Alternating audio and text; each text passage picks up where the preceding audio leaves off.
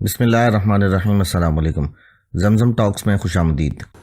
سادہ الفاظ میں یہ ہے کہ یا تو واقعی ہمارے اندر جہالت ہے، جہالت وہ والی نہیں، کم علمی والی، اور یا یہ ہے کہ ہمارے اندر اتنی ہمت نہیں کہ ہم اس سے کھل کے بات کریں۔ دیکھیں کرائسس یہ ہے کہ شہباز شریف میرے نزدیک ارریلیونٹ ہے، حکومت ارریلیونٹ ہے۔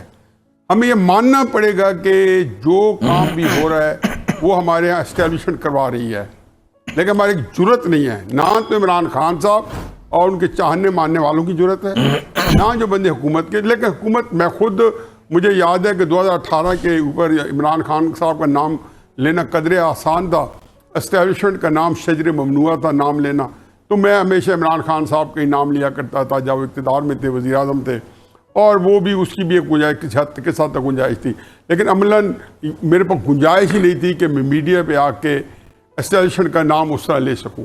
جب آپ جو بندہ اصل میں اس ساری چیز کے اندر جو کردار ہے، میرے نزدیک جو میں بار بار دہرا تھک گیا ہوں کہ ایک عرصے سے جنگ ہو رہی ہے عمران خان ورسے اسٹیبلشمنٹ کی، تو ظاہر ہے میں تو یہ کہوں گا کہ بالکل نہیں کرنا چاہیے، ان کو اپنی مرضی کرنا چاہیے، وہ کرکٹ ہیں تو وہ کھل کے کھیلے، لیکن حکومت لینے سے لے کے آج تک شہباز شریف صاحب جو ہے کسی ایک بھی اہم ایشو پہ ایسا نہیں ہے کہ انہوں نے اپنی مرضی کی ہو۔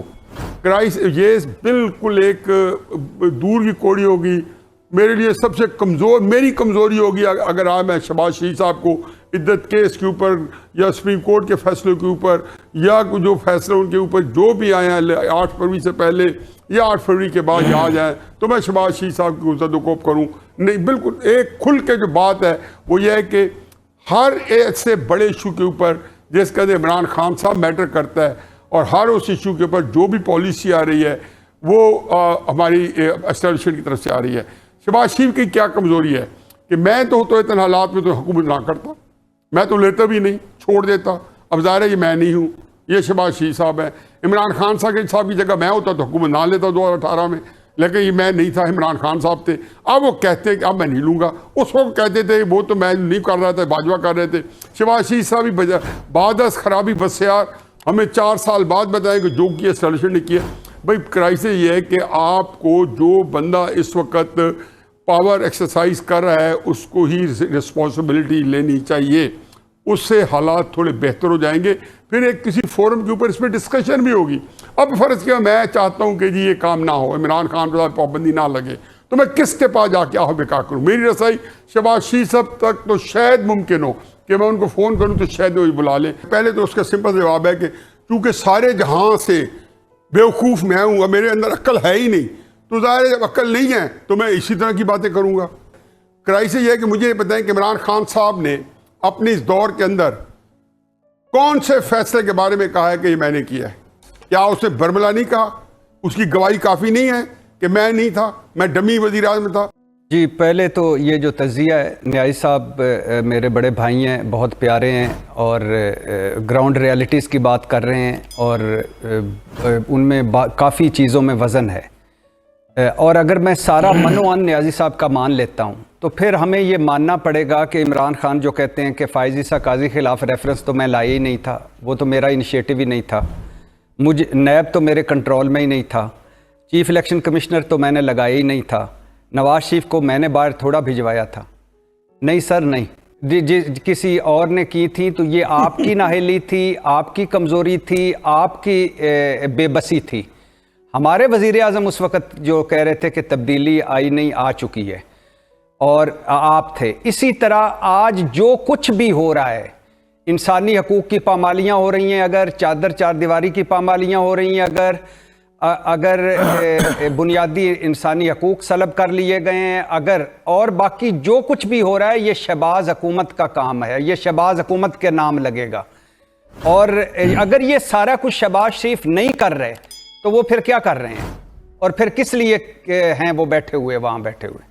دیکھیے، اور یہ کل عمران خان صاحب نے جو اچھا کیا برے کیے وہ عمران خان صاحب کے نام تھے، آج جو اچھے کیے یا برے کیے یہ ہوں گے، یہ سارے شہباز شریف صاحب کے نام ہیں۔ शहबाज हुकूमत के नाम है। ग्राउंड रियलिटीज़ मैं मानता हूँ वही होंगी जो न्याजी साहब ने कही हैं, लेकिन हम किसके पास जाएंगे? हम तो इमरान खान साहब को जवाब देंगे ना। और मैंने और न्याजी साहब ने कोई 3-4 साल हमने इमरान खान से जवाब मांगा और अब हम आगे शहबाज शरीफ से जवाब मांगेंगे। दूसरी बात, ये जो पॉलिटिकल पार्टीज़ एक्ट की बात कर रहे हैं, तो वो अताउल्लाह तारड़ साहब और इसहाक डार साहब के लिए शेर अर्ज़ है कि वो झूठ बोल रहा था बड़े सलीके से।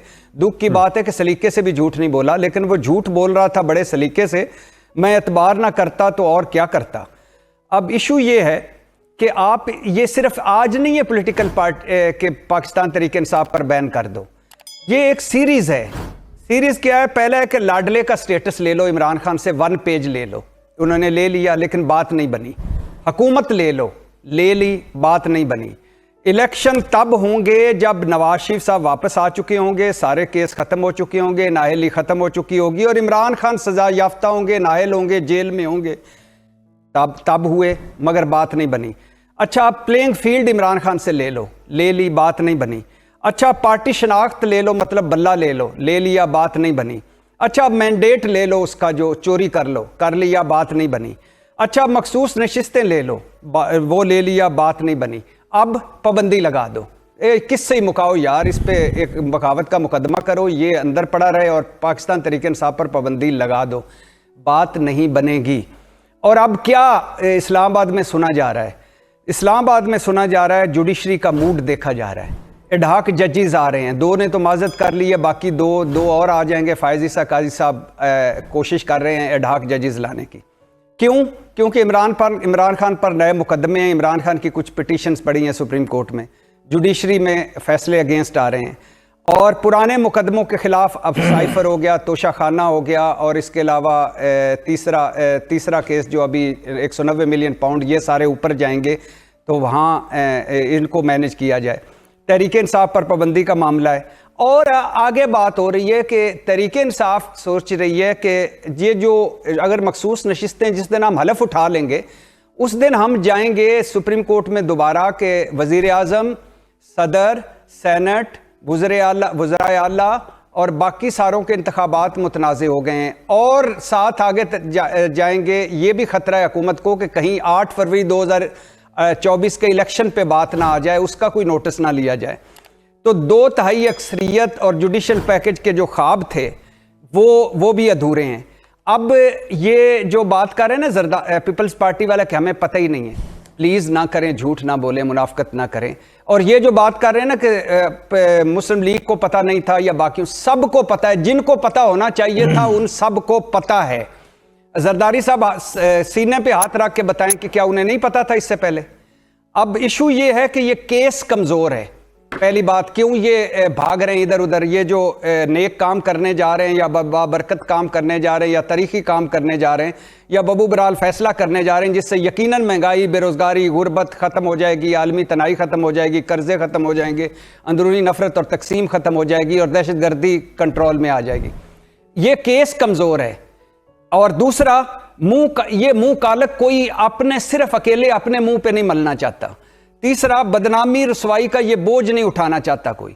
पार्टियों में मुकम्मल इत्तफाक नहीं, पार्टियों में पीपल्स पार्टी के अंदर भी कुछ लोग कह रहे हैं कि ये हमें बाद में उठाना पड़ेगा बोझ। वीडियो को लाइक करें, शेयर करें और कमेंट सेक्शन में अपनी कीमती राय से ज़रूर आगाह करें और हमारे चैनल ज़मज़म टॉक्स को सब्सक्राइब करना मत भूलें।